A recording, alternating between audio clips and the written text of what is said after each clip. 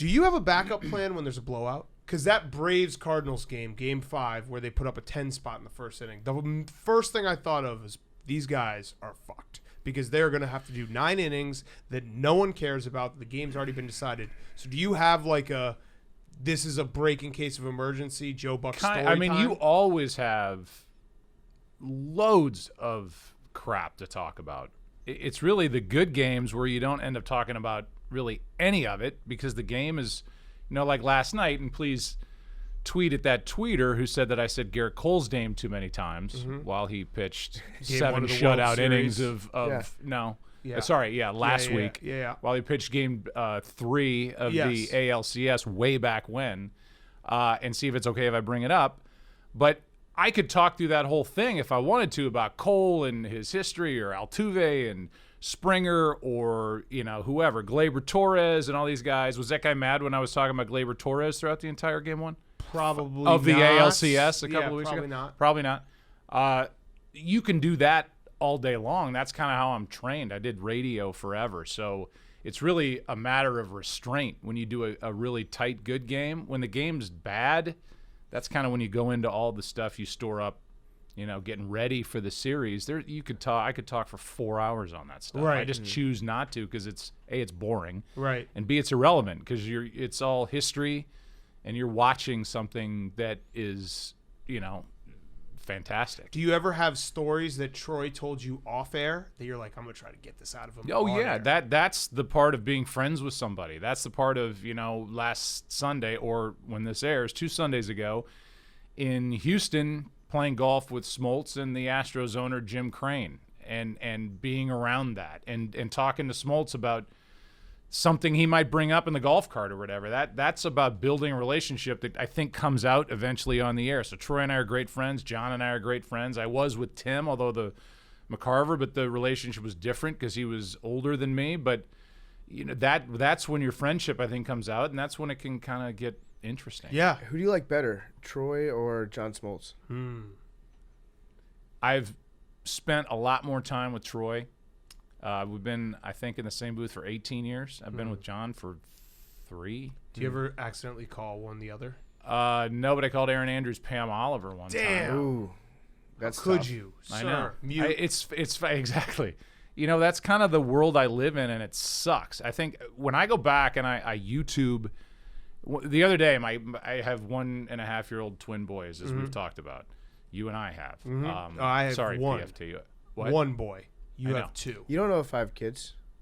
No. I'm saying I talked about it with you. With me. I don't. and I You're have- right. I don't have kids, but Okay, You I have didn't 2. think you. I yeah, have 1. You didn't think I correct. had Well, I have sex. 4. You have 4. My oldest was actually on the website here with the good fine Whoops. folks at Barstool back in the day. Well, when you they, shouldn't have given her such good tickets to the Cardinals Oh, game. you do know exactly what we're talking. Okay, you're like, oh, whoops. Oh, did that happen? Oh, maybe you shouldn't have given her good tickets. Yeah. Got it. Put her in a box next time, Joe. I know. Just tuck her away. Tuck her away. I have no idea what the hell I'm talking about. You're talking about relationships Oh, with, yeah. with Yeah. these different announcers, and I don't know. I don't know where I was going with that. you were story. saying like you've worked with Troy for so long, so you'd be afraid. Also, Troy's bigger, so he'd kick your ass. If yeah, I you wouldn't said mess John. with Troy. Yeah. Yeah. Oh yeah, and so yeah, I did call Aaron Pam. Damn, yeah. But the point is, where I was going with it all is, there's like this desire to be perfect when you do these games every night, and I think that makes you or anybody trying to be perfect really boring. Mm-hmm. So you have to kind of freewheel sometimes, and you have to have fun, and you have to, and when you don't, like I was saying, I have these twin boys who were on YouTube, and my mom was there, and I said, let's go back and listen to me do the World Series in '96 when I was 27. Narcissistic yeah. much? Totally. And Hey, 1.5-year-olds who it wasn't for have them. the attention span of The baby Joy an took a ant's. back seat Let's at listen that to point. Daddy call a baseball Yeah, game. it was from really 25 for years ago. Joey and my mommy. And I went back and I listened to '96, and I was like, I sound so much. And I was 27 and in some level scared out of my mind to call a World Series at Yankee Stadium. But I was way more confident at 27 doing my first World Series with just kind of being me than I am in 2000 whatever. Take last year in my 21st World Series, Right. Because I'm more measured. Right. Because you feel like everybody's out there waiting for you to misstep, and Right. that leads to just a horseshit broadcast. I think.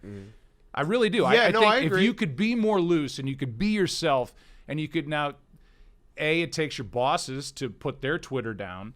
B, it takes a lot of confidence. Barkley seems to be the only guy who legitimately doesn't care what anybody thinks or says about him. I'd agree with that. And I think the rest of us all say we don't, to get back to what you were saying earlier, and we all really kind of do, because when it's not worth me having a real opinion on something that you see, because you're going to be answering for it for the next 2 weeks on social media or on a show like this or whatever.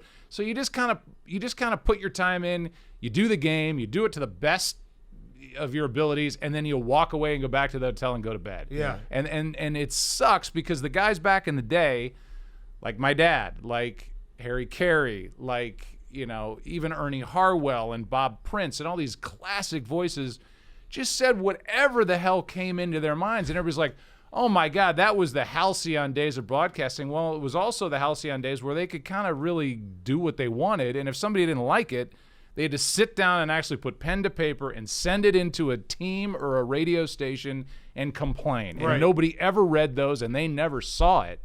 So it's just a function of kind of the times we live in, and you have to be so friggin' measured with everything you say because everybody's so ready to get pissed off. True. Well, now and a everything. mistake. Everyone jumps Yeah. on mistakes.